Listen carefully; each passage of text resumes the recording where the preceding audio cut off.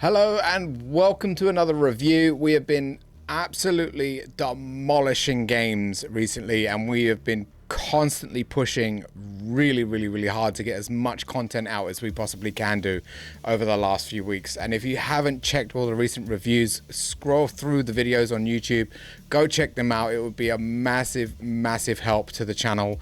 Give them a like, chuck a few comments in them if you wish. Even if you just spend a few minutes per video, that would really help the channel out. And to everyone that's actively doing that, thank you so much. It really helps. So today we are reviewing Space Assault, Redout Space Assault. If you are a fan of the old school Star Fox and Lilac Wars games that came out on the Nintendo consoles, then this is a game that's probably going to pique your interest. It is a little late though. The game came out on the 22nd of the 1st, 2021. So this is a very late review, and that's because it came out and I wasn't aware of it. It was made aware by a friend of the channel who came in and said, hey, you may like this. You know, you are a fan of Star Fox games, so give it a try and see what it's all about. And thanks to the amazing support of Trilabs, who's in chat right now, we were allowed access to the game because he donated the game for review purposes, and we just went straight on and hammered into it. So we're going to review the game just like we do with any other new release. Though it's not a new release, we're still going to break it down in the same way that we always do. So the very first thing that we're going to look at is the choice of music used, effects, and the voice acting. First of all, the choice of music used in this game is absolutely spot on. It works extremely well. It's extremely energetic, and it gets you hyped. It gets you into the action, and I really can't say a negative thing about it whatsoever. It vibed very well with me, and again, that's where I'm going to leave it. The audio effects in terms of the weaponry that you use, the explosions that happen within the game itself, again, I can't fault the game at that point. It still sounds very good to me. Though I do wish there were more weapons in the game itself. But that's just me nitpicking at the moment. We'll talk a little bit more about that as we go along. The voice acting is super cheesy, funny at times as well, though it loses a lot of its seriousness because the voice acting is on the cheesier end.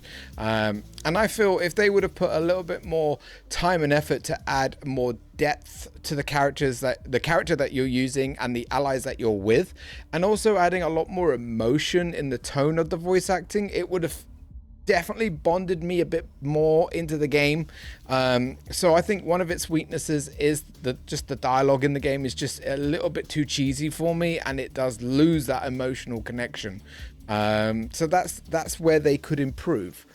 If we look at the next subject, which is graphics, texturing, and weather effects, it's a space shooter, so I can't really talk about weather effects. You know, you don't get rain, snow, thunder, and lightning. But we can talk about the graphics engine that they utilized. Did it work well? Does it look good? And we don't knock points off if it's an old style looking retro type game. That's not the point. It's all about the engine that they utilized. And the graphics in this game, they're very good. They're very pretty. The explosion effects look cool, yet the debris could be massively improved. I mean, you're flying around blowing up really big spaceships, and the debris that comes off of them is very old school retro style, like with little chunks coming off here and there, and then when the explosion happens, it's just balls of debris. So I do feel that they could have massively improved and made it a little bit more realistic during the debris side of explosions. But other than that, the game did look okay. I couldn't really complain about it. The effects, because I went through all the weapons that are available in the game. The color effects and the neon type colors that they utilized are gorgeous. If we look at the ship that you're using, the game offers you a very big range of color details that you can change and customize the ship to make it look like, not how you want, but you can go through a massive level of paint styles for the ship And there were a few really cool looking ones. I'm not going to knock that side of it at all.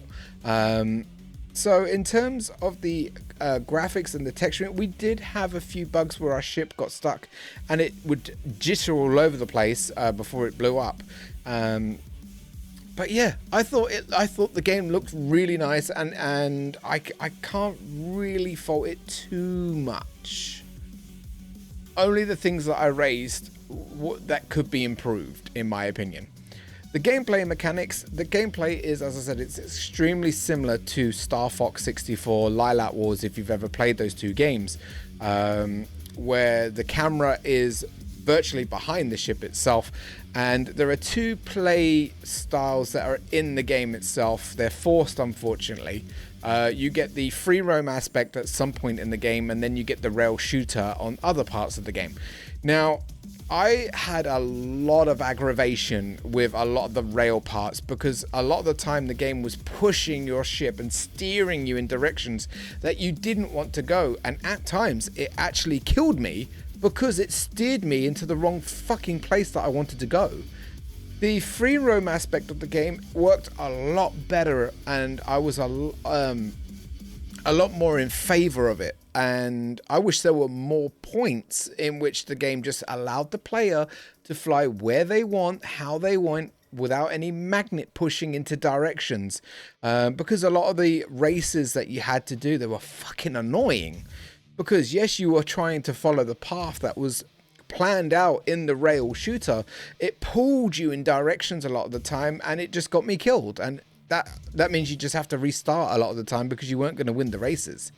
The lock-ons were great. I can't fault really the missile lock-ons, the variety of weapons that you go through. Like I said, you can mix and match, and you can find your favorites. As you level up your ship, you can add additional weapons to the actual ship itself. So you start off with one key weapon, and then as you level up, you then get a second weapon, and then the third weapon, and then you can mix and match what you want. You could have rapid fire in one, rail cannon in another, and a Star Wars force beam that I went with. And then if you combine them together, so have three of the same, it pretty much makes it a super weapon. So have fun with that. I really enjoyed that aspect of the game, and I put a little bit of time into mix matching to try and find my favorite combination.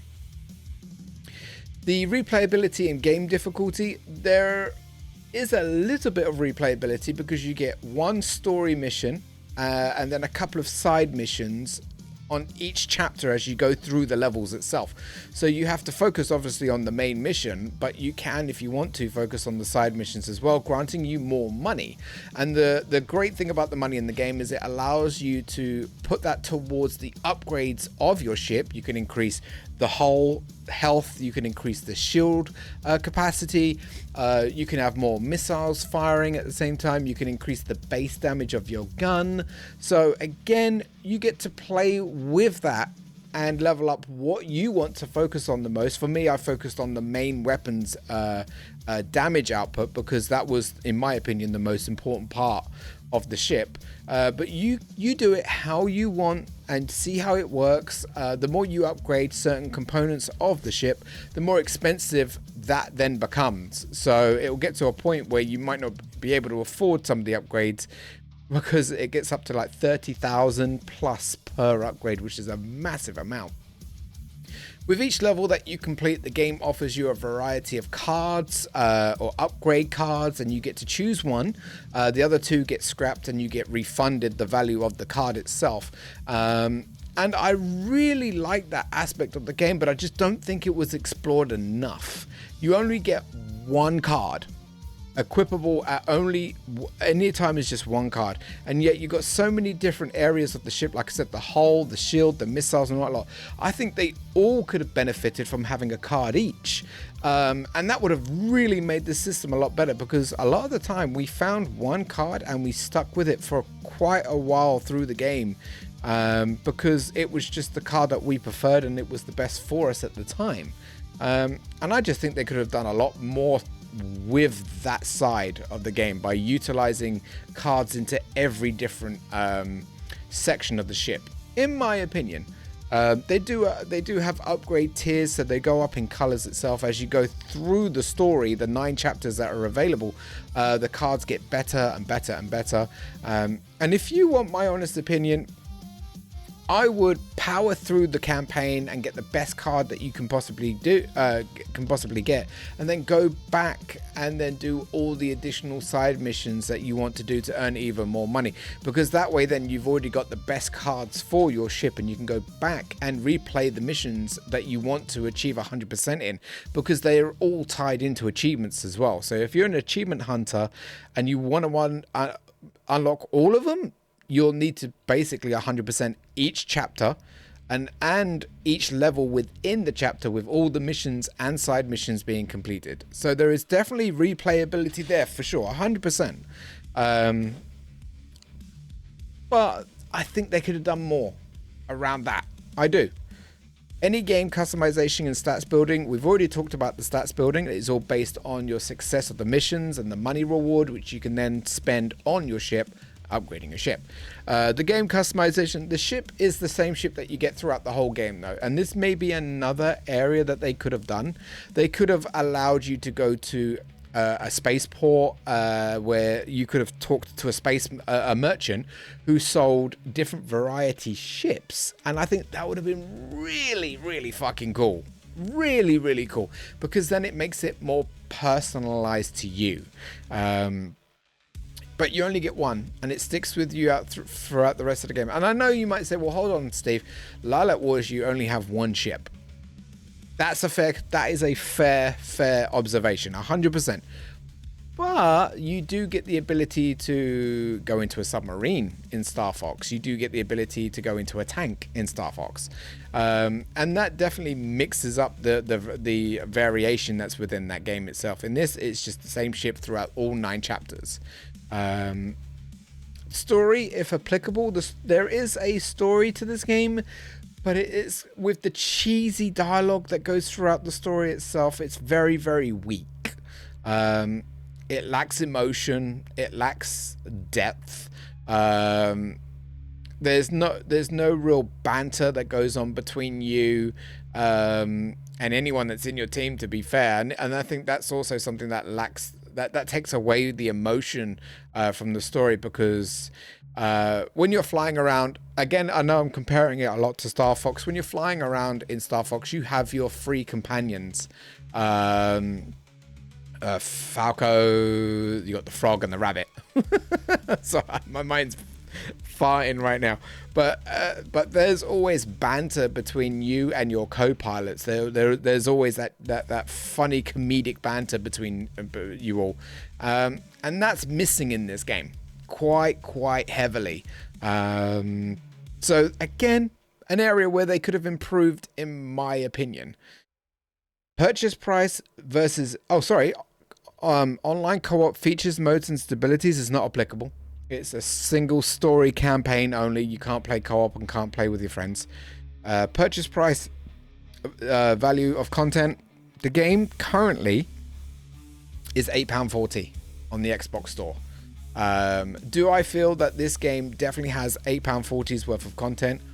Hell yes. 100% yes. And that is definitely a massive positive vote for me right now. I don't know what the game was priced at when it first came out, because again, this came out in 2021. So at the price it's at right now, yes, I feel the value of content is there 100%. Notes written down. The game's only 11 gig. That doesn't surprise me at all. That really doesn't. I think 11 gig is absolutely fine for a game like this. It's not over the top massive in any way. The publishers and the developers behind the game are 34 Big Things. The specifications behind the game, 4K Ultra HD. So if this is on a 4K television, it will look glorious. It will. We run the games at 1440p, so a little bit of a step down because we can't really stream at 4K. But what I look at is still glorious. So on a big TV, it'll probably look even better. 9 chapters, single player mode, lots of customizable colors, which we talked about. A weak reward system, which is the cards that we talked about. There isn't a point system in the game, as in the more you destroy, the more scoring you get. There isn't a scoring in this game at all, and that is, in my opinion, a massive missed opportunity. Like, massive. Because the great thing about Star Fox 64 is that when you're looking at the orbital map and you see all the planets, you are graded on your scoring, and that scoring rewards you a medal linked to the scoring that you get. I really like that system. I freaking love it. I thought it was a great system. And they could have done a reward system in this game in that way, where the more mobs you kill, the more damage you cause, the more points you're rewarded, and maybe you get put on a scoreboard and you can compare your scoreboard against your friends. I don't think it would have been a hard thing to do, to be fair, to add something like that. And it would have just added more content to your game and even created competition between players too, which I think is a massive bonus. It could also create further sales for the game because their friends might go out and buy it so they can compete against their mates. So, missed opportunity. Like, quite a big one in my opinion.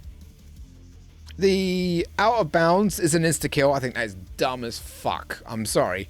Every time you die, you lose all the money that you hold on your character at that point in time. And I think it's absolutely dumb as fuck that your ship just explodes when you go out of bounds. It should just do a U-turn. Just like it does when you go out of bounds in Star Fox 64. You just do a U-turn. I think having the player killed and all of his money removed from him, I think that's a bit extreme. I really do. And the explosion debris is pretty weak and could be improved. So what it boils down to is, would I recommend buying this game? And honestly, if you are a fan of Star Fox or Lilac Wars as they call it as well, then yeah, at the price it's currently priced at, yeah, I would definitely look into it and give it a go. Do I feel this game could have been far superior than it is? Maybe if they do a Space Assault 2 and take a lot of the feedback that we've raised and mold that into another game, that would be so cool. And make it co-op, online co-op, please. But for what the game has to offer and for the value that it's currently priced up at $8.39 or $8.40, I do feel that there is enough content to satisfy the gamer for that price point. There is 36 or 38 achievements. I think we got 32 of them. But this game could have been a lot more. A lot more. And that's if they would have taken more ideas away from a key game that I think they've taken the ideas from, which is Star Fox. If I was to score it, I am very torn. The dialogue really crippled it at times. The lack of emotion definitely killed it at times as well. The magnet pulling when you're in rail mode is really fucking frustrating. Like, really frustrating. But I had a lot of fun with this game. I did. And I think the price point carries a lot of the scoring for me right now, alongside the fun that we did have. So I'm happy rewarding Redout Space Assault a strong for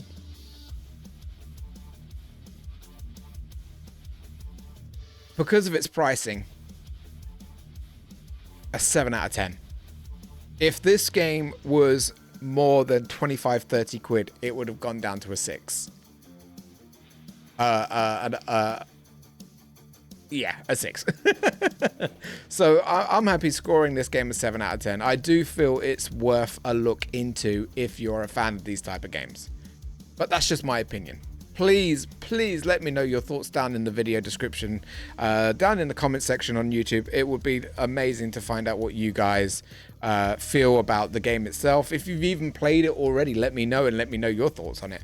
But overall, I think there's massive room for improvement in a lot of the categories that we feel that we talked about. And it'll be interesting to see whether or not they do make a Space Assault 2 game and it's further improved, because this, again, 3 years old. So let's just see what happens. Thank you very much for spending your time with me in the review and in the video itself. I really do appreciate it, and I hope to see you again in the next review. Bye-bye.